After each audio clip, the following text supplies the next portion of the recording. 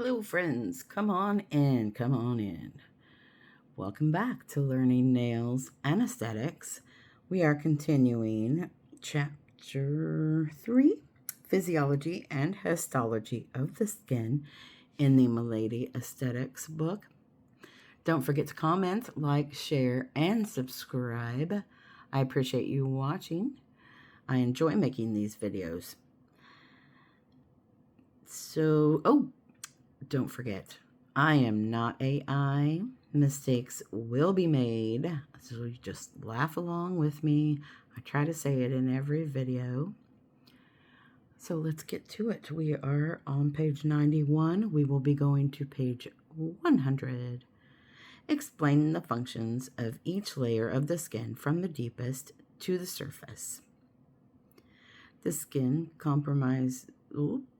already off to a great start. The skin comprises three main... Oh, no wonder. I'm saying the wrong words here. The skin comprises three main components. 1. See that thing I was telling you? Not AI. The hypodermis, or subcutaneous layer. 2. The dermis. And 3. The epidermis. We are going to start at the deepest layer and work our way toward the surface. Subcutaneous tissue.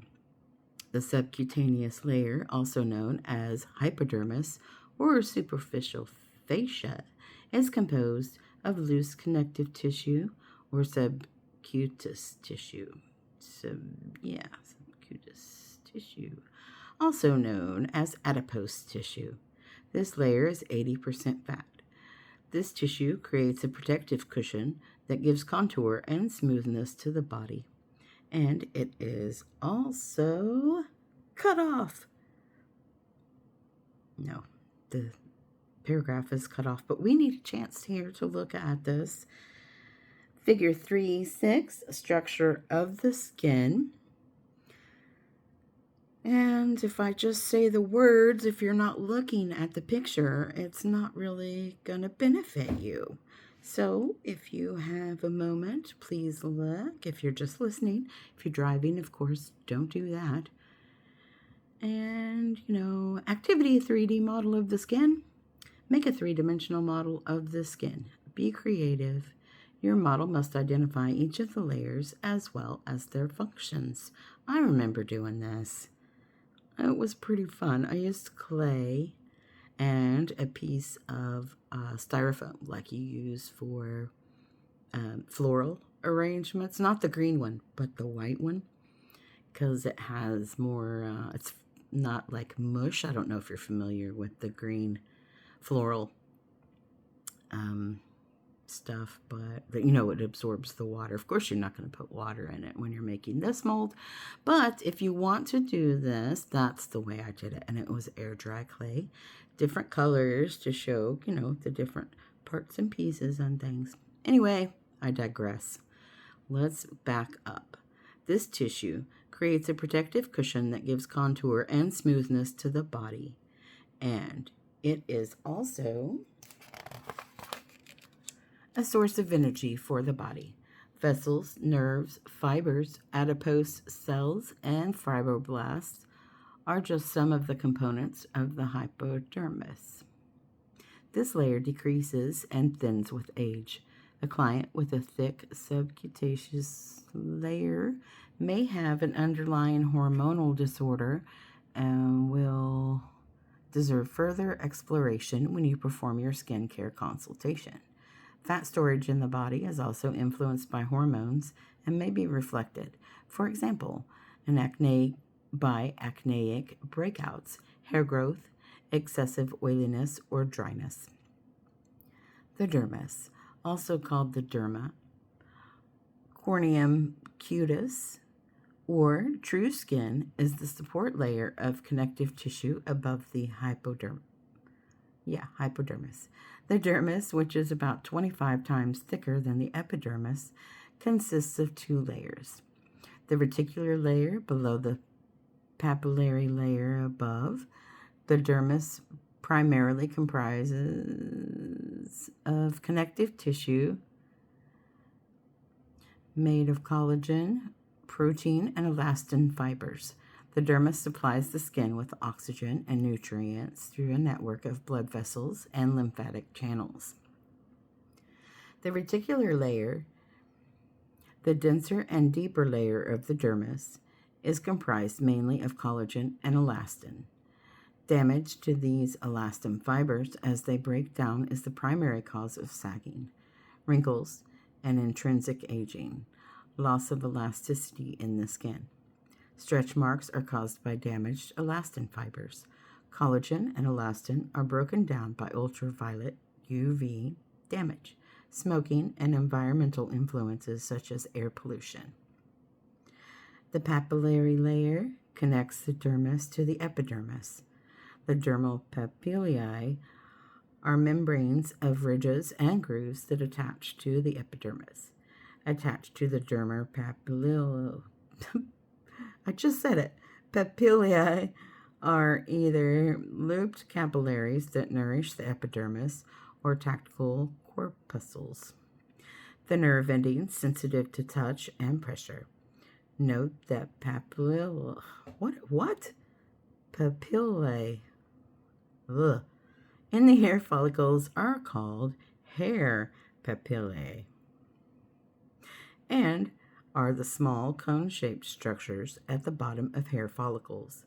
The blood supplies nourishment within the skin through capillaries. The papillary layer comprises 10 to 20% of the dermis. Collagen and elastin are loose and more widely spaced here than in the reticular layer. Did you know collagen is the most abundant protein in the body and is derived from the Greek word kolla, Kolla, for glue, and genan for to produce, Gennan. I'm probably not pronouncing that properly because, I'm not Greek. Collagen, proteins produce collagen. Did I read that part? Let's read it again if I did not. I don't think I did. Collagen is a protein substance of complex fibers that gives skin its strength and is necessary for wound healing. Produced by fibroblasts, collagen makes up 70% of the dermis. Fibroblast cells produce proteins and aid in the production of collagen and elastin. In contrast, elastin makes up a small percentage of the dermis. There's approximately 1/15 the amount of elastin compared to the amount of collagen. Elastin is the fibrous protein that forms elastic tissue and gives skin its elasticity. Then figure 3-7, a comparison of younger and older skin showing the decrease in collagen fibers. Atrophy and broken elastin formed wrinkles and hair becoming gray in the aging process. So again, if you have a moment, if you're just listening, you need to see this diagram. Moving on. Glycosaminoglycans. Glycosaminoglycans, also called GAGs. I know there are a lot of words that they change into just, a few letters, so you don't have to say the long word all the time. However, it is important that you remember the actual word. Because after a while, people are just saying, the letters, and though you may know what that is, you still need to know what the word is, because it can just be confusing. You start to think maybe it's two different things when it's not. I'm just saying, be aware. Large protein molecules and water-binding substances found between the fibers of the dermis. GAGs are polysaccharides, that is, protein and sugar complexes.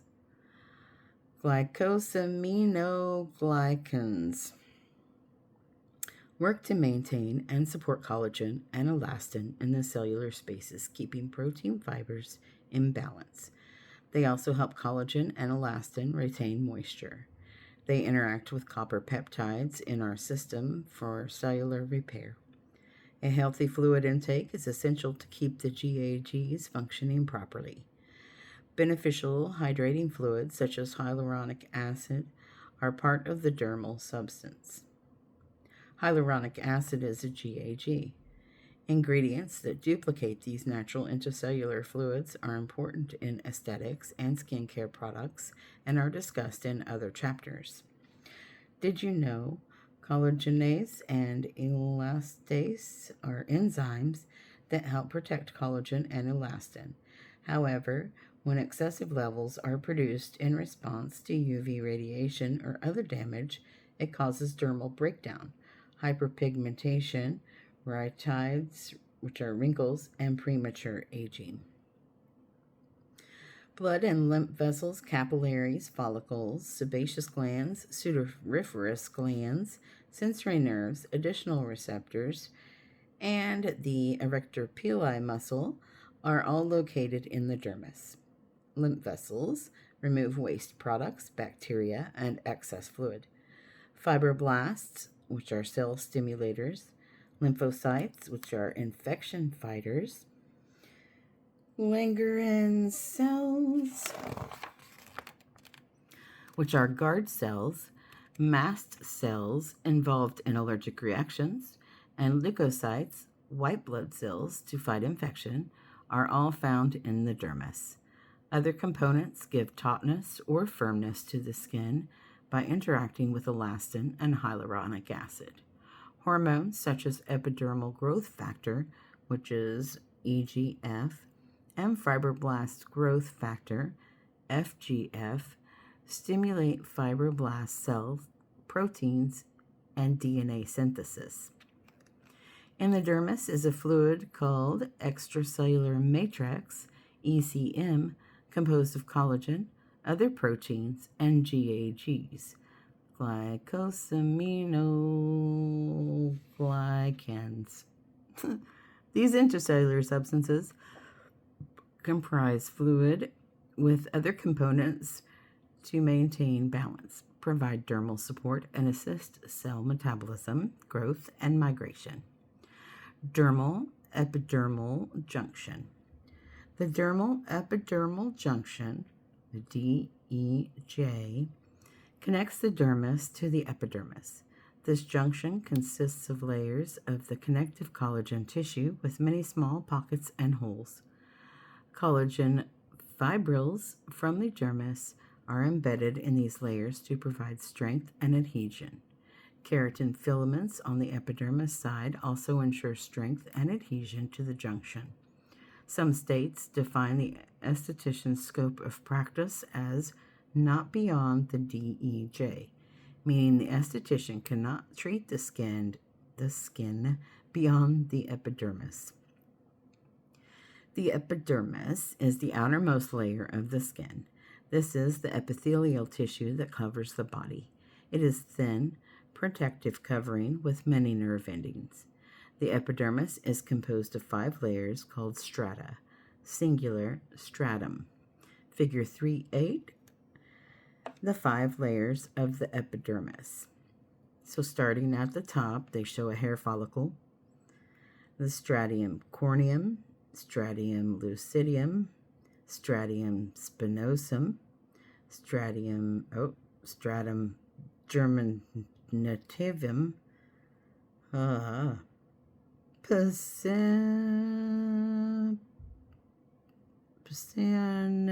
corpuscle, arteriole, and then the dermis. Stratum germinativum, the germination or growth layer, is the bottom layer, basal cell layer.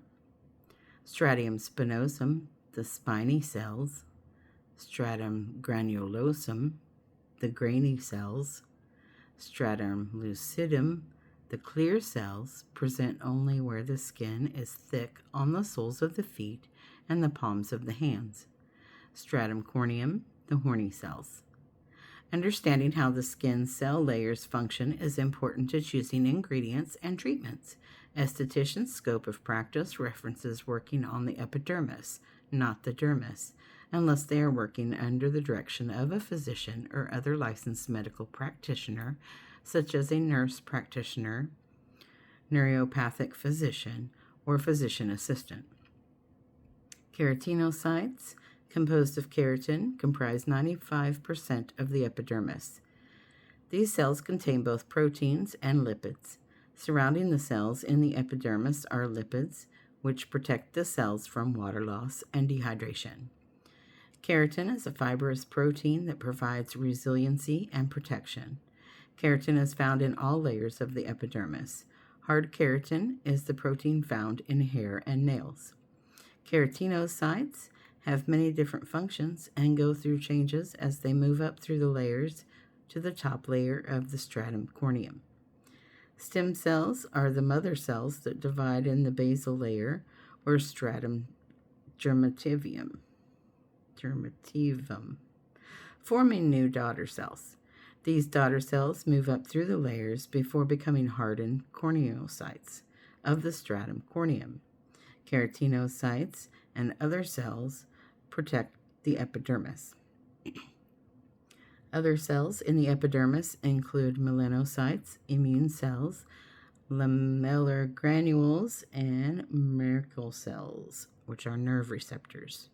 The stratum germinativum, also known as the basal cell layer, is located above the dermis and is composed of a single layer of basal cells laying on a basement membrane in this active layer. Stem cells undergo continuous cell division, mitosis, to replenish the skin cells that are regularly shed from the surface. Stem cells are basically mother cells that divide to produce daughter cells in a remarkable process. Mother cells divide to form two daughter cells. Some stem cells, and daughter cells always remain undifferentiated and keep dividing for constant self-renewal over a lifetime. These either remain stem cells or are programmed to become something else, such as keratinocyte. In the body, some daughter cells go on to become skin cells. Other cells become glands, follicles, tissues, or organs.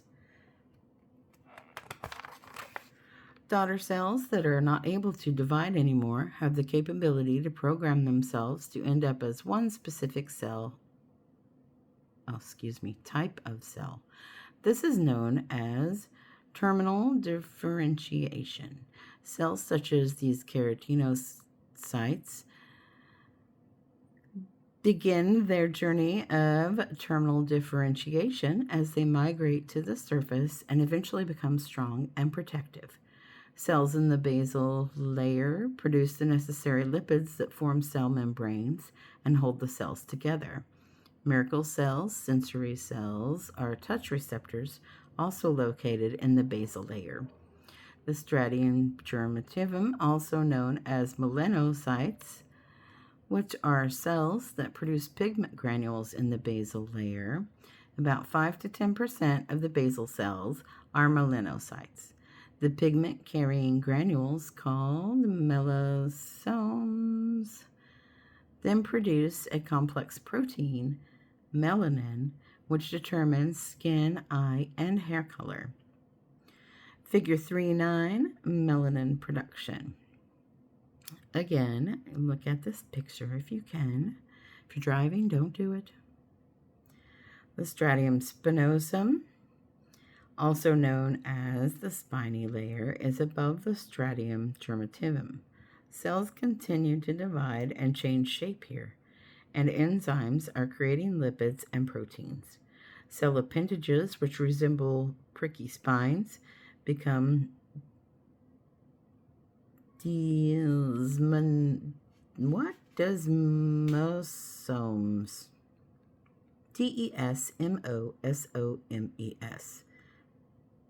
Desmosomes. The intercellular structures that assist in strengthening and holding cells together. Desmosomes, hey, I was right, are keratin filaments, because they have it in parentheses how it's pronounced there. You think they would have done that when they first introduced the word, but no. Are keratin filaments. The protein bonds that create the junctions between the cells. These strengthen the epidermis and assist the intercellular communication. Also found here are the Langerhans immune cells. Oh, immune. I don't like the way they spell these out in parentheses sometimes because it doesn't. Maybe it's just me. I don't know. Okay, which protect the body from infections by identifying foreign material, which are antigens. The immune cells help destroy these foreign invaders. Keratinocytes and melanocytes work in synergy here, forming the even placement of pigment granules. Lamellar granules are cells that contain lipids to maintain the barrier function. The spinosum is the largest layer of the epidermis. The stratum granulosum, also known as the granular layer, is composed of cells that resemble granules and are filled with keratin. The production of keratin and intercellular lipids also take place here. In this layer, enzymes dissolve the structures that hold cells together. As these cells become keratinized, they move to the surface and replace the cells shed from the stratum corneum. Natural moisturizing substances such as triglycerides, ceramides, waxes, fatty acids, and other intercellular lipids are made here and are excreted from the cells to form components of the skin's waterproofing barrier function of the top layer. These water-soluble compounds are referred to as natural moisturizing factors, NMFs. Again, remember what these letters mean. I know there's a lot of them. And hydrate the lipid layers surrounding cells, absorb water, and prevent water loss. Of course, you can always rewatch the video, but I would suggest making flashcards. The stratum lucidum is a thin, clear layer of dead skin cells under the stratum corneum. It is a translucent layer made of small cells that let light pass through. This layer is thickest on the palms of the hands and the soles of the feet. The keratinocytes in this layer contains clear keratin. The cells here release lipids, forming bilayers of oil and water. The thicker skin on the palms and soles composed, it's not a hard word, composed of epidermal ridges that provide a better grip while walking and using our hands. This layer also forms our unique fingerprints and footprints. The stratum corneum, also known as the horny layer, is the top outermost layer of the epidermis. The esthetician works extensively with this layer. The stratum corneum is very thin, yet it is waterproof and permeable. Regenerates itself, detoxifies the body, and responds to stimuli. Keratinocytes on the surface have hardened into corneocytes. The waterproof protective cells, these dead protein cells, have dried out and lack nuclei. This layer is referred to as the horny layer because of these scale-like cells. Keratinocytes are continually shed from the skin in a process called desquamation. These cells are replaced by new cells coming to the surface from the lower stratums. This process of desquamation, interesting, and replacement is known as cell turnover. The average adult cell turnover rate is every 28 days, depending on the person's age, lifestyle, and health. The cell turnover rate shows with age. Average cell turnover when you are a baby is 14 days. In your teens, your cells are replaced every 3 to 4 weeks.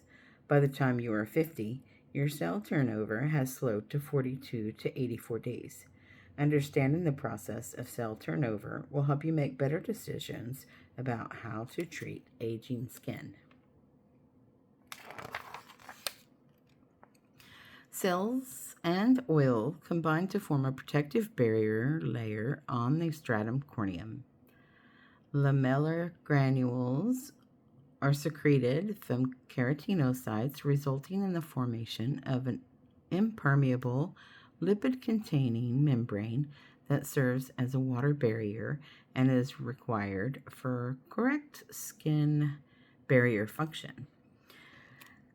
These bodies release components that are required for skin shedding in the stratum corneum.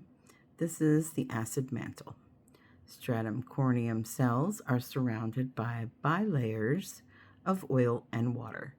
Lipids of the cell membrane, such as phospholipids and essential fatty acids, determine the health of this protective barrier.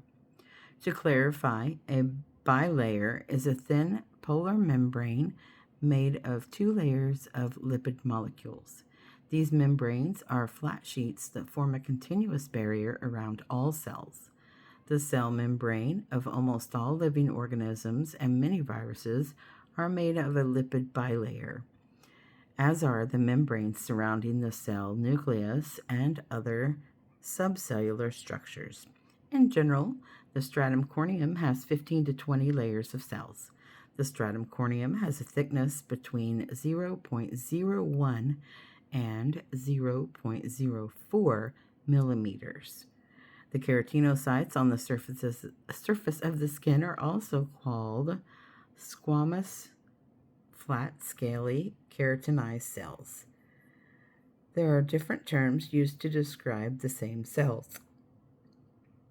So it's helpful to remember these surface cells are both flat and hardened, which translates to squamous and cornified. Not cornfield, crazy lady. Cornified. Skin color, melanin, melanocytes, and melanosomes. Melanin is the pigment that protects us from the sun. Every person has the same number of melanocytes, or pigment-producing cells. Both internal and external factors affect melanin activation and production. Differences in genetic skin color are due to the amount of melanin activated in the skin and the way it is distributed. Individuals with darker skin and melanin have more activity in their melanocytes. This is an example of the internal factor. An external factor influencing melanin production is sun exposure. Melanin production is stimulated by exposure to sunlight and protects the cells below by absorbing and blocking UV radiation. Melanocyte cells make melanosome spheres, which are transferred to keratinocytes. Melanosomes carry the pigment granules that provide the skin's color. One melanocyte will deposit pigment-carrying melanosomes into about 30 keratinocytes through the dendrites. Dendrites are the arms of cellular projections that branch out to interact with other cells in the extracellular matrix between cells. This process is how pigment darkening occurs. Focus on melanin. Melanocytes are cells that produce pigment granules called melanosomes. Melanocytes are stimulated to produce melanosomes by the enzyme tyrosinase. Melanosomes carry and produce the protein called melanin. Melanin is transferred to cells from melanosomes through dendrite branches. Tyrosinase is the enzyme that stimulates melanocytes and thus produces melanin. It is estimated that there are over 1,000 melanocytes per square millimeter, 1/8 square inch of skin. The body produces two types of melanin: pheomelanin, which is red to yellow in color, and eumelanin, which is dark brown to black. People with light-colored skin mostly produce pheomelanin, while those with dark-colored skin mostly produce eomelanin. Individuals with fair skin have approximately 20 melanosomes per keratinocytes, and people with dark skin have about 200 melanosomes per keratinocytes. Products that suppress melanin production by interrupting biochemical processes are referred to as brightening agents. Some are called tyrosinase inhibitors. These products are designed to reduce hyperpigmentation. Pigmentation disorders are discussed in Chapter 4, Disorders and Diseases of the Skin. Products and treatments for hyperpigmentation are discussed in other chapters. We have covered a lot of information so far. A summary of the main components of the skin, including their respective layers and functions, are provided here. If you look at Figure 310, melanin production and protection of the skin. Subcutaneous layer, Hypodermis or superficial fascia, loose connective nerve tissue, also known as adipose tissue, 80% fat, creates a protective cushion that gives contour and smoothness to the body, is a source of stored energy.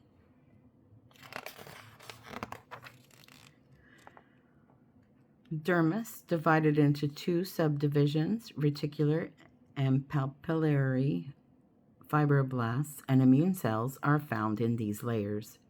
Reticular layer, collagen and elastin, glands, blood and lymph vessels, nerve endings, intercellular fluids. Papillary layer, touch receptors, blood vessels, capillaries, dermal papilla. Epidermis, each of the 5 layers of the epidermis contain keratinocytes, immune cells, and intercellular fluids. Stratum germinativum, single layer of cells, cell mitosis, stem cells, Merkel cells, keratinocytes, melanocytes, and lipids are all produced here. Stratum spinosum, large layer, cell activity, desmosomes, there's that word again. These desmosomes created Langerhans immune cells, melanosomes, pigment distribution. Stratum granulosum, production of keratin granules in cells, additional lipid production and excretion. Desmosomes,